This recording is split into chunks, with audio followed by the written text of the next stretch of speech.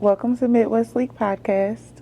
I'm Ladina, and today I'm here with GP, also known as Golde, Golde P, Go- Adonis, Golde Patron, Golde Patron, Educated GP, Naptown's homie. It's a lot of GP for mayor. yeah. You knew why you knew? Cause I want to make sure I'm saying the name that Nah, you want to yeah, go you by got for it. this. The Yeah, Napper. yeah. Golde for this. I'm gonna go Golde. back to Golde for this one. Okay. Yeah, Golde P. Okay. Goldie, Yeah. what brings you joy? Music. I know that sounds cliche, seeing that we're here for the music, but yeah, like music is what that's where I found my peace at. Yeah. So there's times when you're not doing music. Are you still finding joy in music, or are you feeling like your joy is missing and so you come back to music? And so I never leave music. I always do music. Like I've always done music. I've never stopped doing music. I just don't put it out because I do. So I don't release music because the process of putting it out takes away the joy of the music for me. So I would rather be peaceful doing music as opposed to putting it out and stressing over it. So you're doing it for you, not necessarily for the audience. Yeah. When do you feel like you've made something that you want to share with an audience? Never. Never. Like it's never like I got past the point where I want to do it for the audience. Like I see a purpose to put it out because I guess the knowledge that I've gained I want to pass on to the next generation of artists, so maybe they can take it a lot further than we, you know what I mean, could imagine. So that's why I'm putting it out so I can show. So tell me about Educated. I know you spell it with a K. Why? With a K. The K is for knowledge. Okay. And it's just something that I came up with because I never fit into the typical rapper, dope boy, killer, shoot 'em up, bang bang rapper. So I was always like, but I wasn't a backpack rapper either. So it was just kind of my play on it's okay to be educated, and it's many different ways to be educated. So I know sometimes it's with a K, sometimes it's with a K. So, so you're speaking to the different kinds of... Yeah, different type of knowledge. Like it's book smart, street smart. It's a lot of different types of knowledge out there. Yeah. When you're not putting the music out as the artist, you're still sometimes the mind behind you're the pen behind the face. So what makes you decide that you want to be the face of your creativity this time?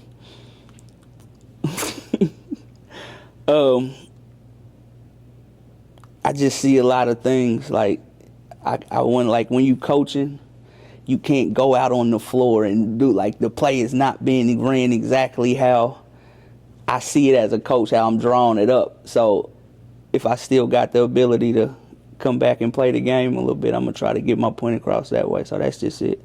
I see some moves that could be executed that some people don't feel are necessary to be executed. So, so I'm a player coach. What's your pet peeve when you're coaching? Tardiness. Like if we doing this, let's do it and let's be professional about it. Like let's show up on time, let's get it on time, let's get what we doing done, and but as long as you on time and you ready to go, we can make some money. You've been behind the pen in lots of arenas, like in major music cities with industry giants, and like you've been in a lot of rooms.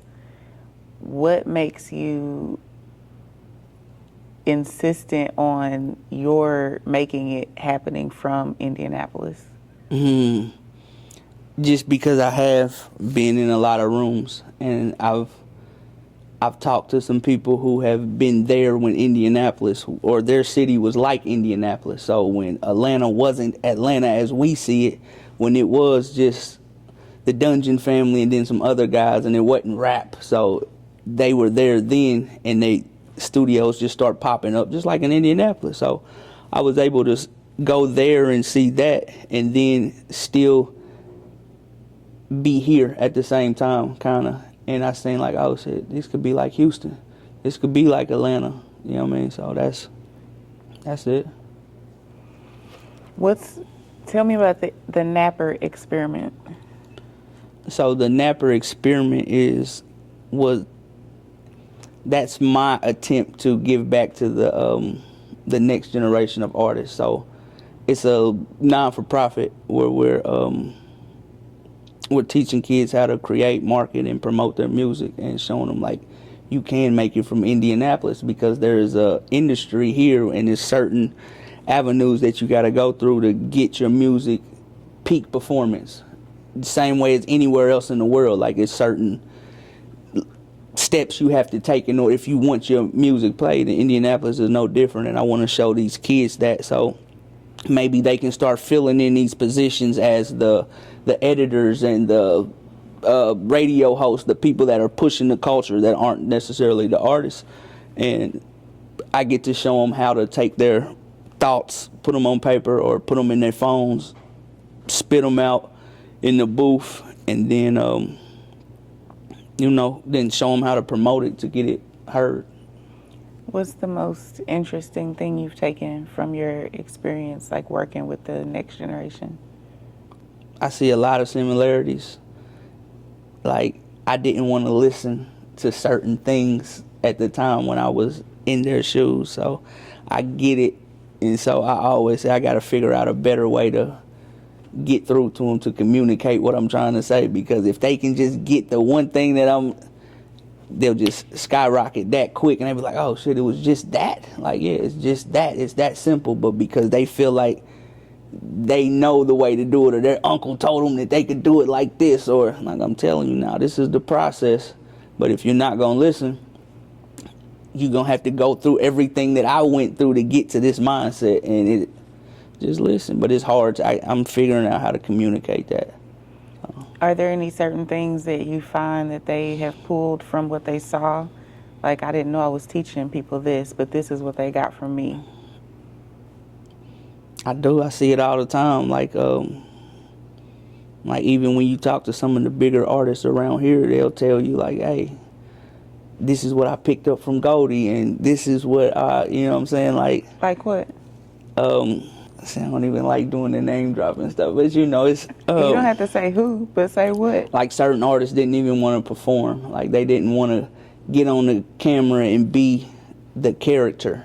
Mm-hmm. They was just cool with being the artist that everybody in the streets knew and loved.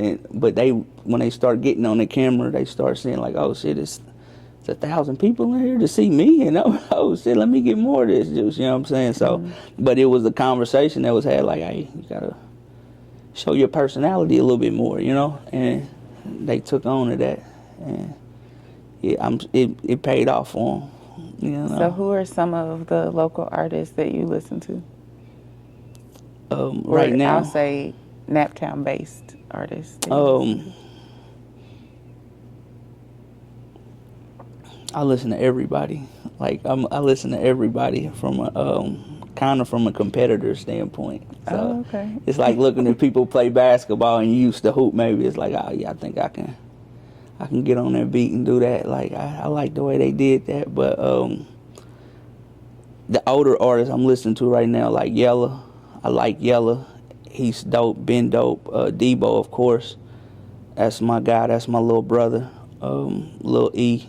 His new project, I got a chance to listen to it before it came out, and I was like, man, bro, really, he's turning into a real, like, a rapper. Like, he's got bars now, and I'm like, and then there's some artists that really ain't promoting music that I think should be promoting music. Like, it's a artist, Rob Lowe. I don't know if you heard Rob Lowe. I think he's dope. I think he got something to say. I listened to 4200 Corey. I like his project. Hey, I like him. What's my guy's name? Oh man, there's so many of them. I'm the older Poindexter. I like Poindexter still. Mark Battles. I listen to everything Mark do. The list goes on. Tone or Maxie. I listen to everything bro do. But that's different. Then Juicy. She's a problem. She's a problem. Zakia's dope. Devin Golder got some music that's crazy. I hope he puts it out. We suffer from the same. So what clicked that made you get over your block and say, I want to let people hear this? And how did you narrow it down? If you've been making music this long, then how did you narrow it down to what songs you were going to let us hear?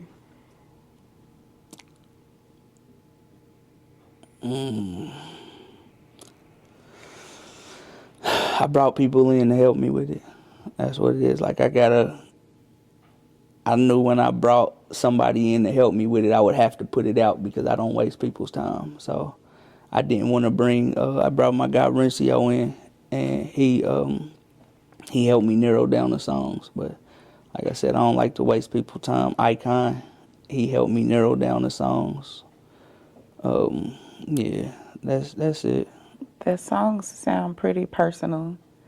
Like, tell me about if someone needed to pick one song to start, like what will help them get to know you a little better?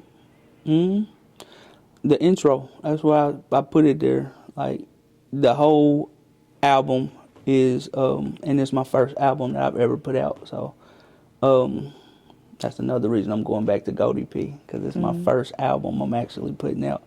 But, the intro, just keep going, 1 through 11 is personally me, and it's going to tell you a little bit more, whether it's my youth, my childhood, how I grew up, my siblings, my family, my relationships, my kids. Everything you need to know about me is like, it's real personal. Like, the album is real personal. What's your favorite song? Date Just. And that's just because it's the last song I did. But that's the only reason. But I love that song. It depends on the day. Like, some days I want to get up and listen to Forces. Then some days I listen to the intro all day because it just, so it's just a lot. So when you're talking on the songs about things that you're going through, do you have people that listen to them and come back to you like, I can relate to that because I went through that? For sure. For sure. I've had people tell me they brought them to tears. It brings me to tears sometimes listening to it. Some songs are hard to listen to. So, like, some songs took a while to make, So. What is a tip you would give to other creatives about the process, just the process of creating for you? Just let the music talk to you. Don't force anything. But if the beat ain't saying nothing to you, don't force it.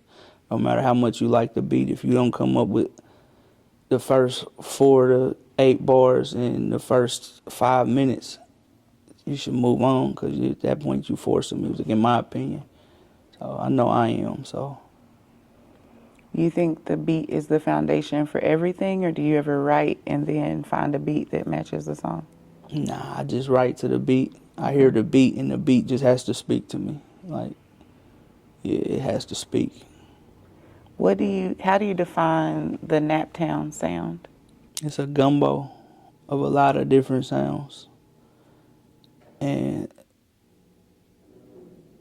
I don't think we've put our finger on what the Naptown sound is yet. I think this album is a start for what it's gonna be. But it's just a lot of different artists, because we have so many different type of people in Indianapolis. Like, you can't. It's just a gumbo. How do you think we got here? Because you've been around and in the rooms, in the circles, like you kind of know some of the history of the music scene in Indianapolis. How do you think we got here in terms of having to call it a gumbo? Like a lot of cities, you can easily identify they must be from here, they must be from there. Why do you think we are a gumbo like that? Oh, just because we just in the middle. So it's you got people coming from down south. If that's what your ear is tuned to, you gonna gravitate towards the southern field. When I was coming up, the generation before me, like my cousins and them in '91, they was on Wu-Tang heavy, and the East Coast heavy. They was wearing the big clothes and the jackets and the Timbs, and so but they had a whole movement of what they were doing as well. Then we really don't have any Cali vibes here, but that's kind of far. But as far as South and New York, then you add what we already got here that comes out of us naturally, and then it's just like a nice gumbo of when it's done right. When it's done right. Have you ever gone to work in another city and feel like they pulled our style from you and you hear it in the music? I can say yeah, but it's just a mix though. So it's like I pulled what I got from in the area that I was in, and I guess what I got was powerful enough to bounce back off, and they took a little bit of that, so I can hear it in some of the words and some of the way they say things, even the way some people dress. So, but yeah. So what's the key to being educated? Being open to change, being open to learn, forever learning, like understanding that you don't know it all, and there's always something to be learned. So that's what being educated is. What are you learning currently? Patience. I'm understanding God's timing, and yeah, things are gonna happen how they're supposed to happen always. Absolutely. You listen to the album, I gotta ask you some questions about the album. What you think of the album? It's nice. What was your favorite song? Depends on the day. What about today? You listen to it today?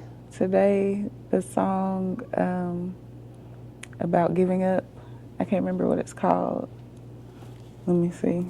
The Great Escape. That's my kid's favorite song. Really? Is that the one? Why do you say it's their favorite song? That's what they tell me. Like my daughter just asked me to send it to her last night. I'm like, send me that song. So, yeah. That's what's up. Where do you feel like this album fits into the Naptown sound?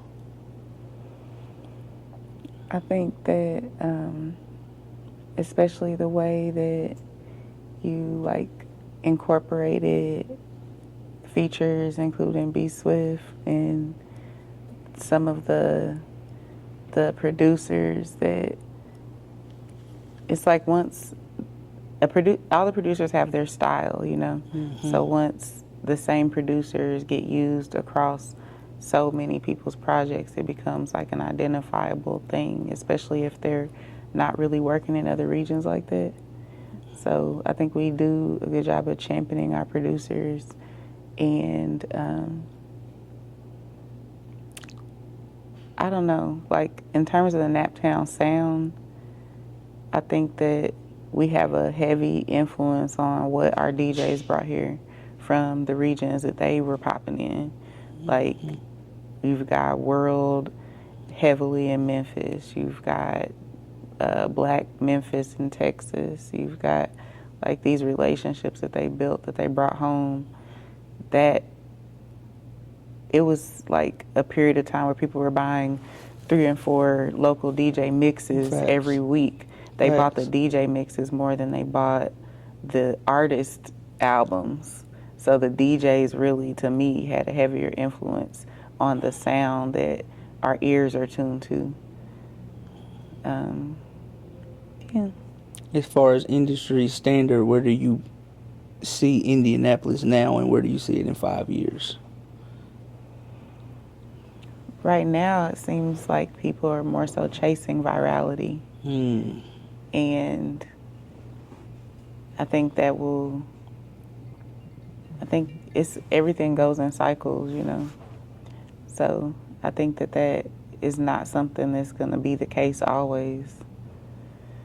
Just like there was Vine and you had to fit everything into a super short loop, and now you see all the platforms are longer, so then there may be room for songs to be longer again because people were shortening songs to make it make sense for the internet. But people are getting back into live experiences and storytelling, and so I don't think it'll be the same. I'm not sure exactly where it's going to go though. How do we push the culture forward in our city, just for Indianapolis? Tell authentic stories. But what story is authentic now? Like, every story has been told. Like, keep telling our own authentic stories. Like, I think you mentioned 4200 Corey. Like, he's telling his own authentic story, and that's being received. And that's what's going to stick. That's what you can maintain. You can't maintain somebody else's story. Look at how, I mean, there's certain rappers that, like, they were telling someone else's story. That's going to run out. Facts. So I think the way to push forward is to keep being yourself. Who's your favorite artist from the city? I don't have a favorite artist from the city. It's like asking your favorite kid, but you only have one kid. Brandon's my favorite kid. That's what's up. That was easy. Yeah. Well, yeah, I appreciate you having me. Thanks for coming. I do. I'm gonna come back after I drop the album, so we can do the live band experience. Sounds That's good. cool. Yeah. You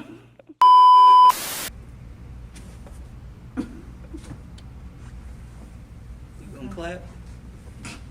I can't lose. There we go.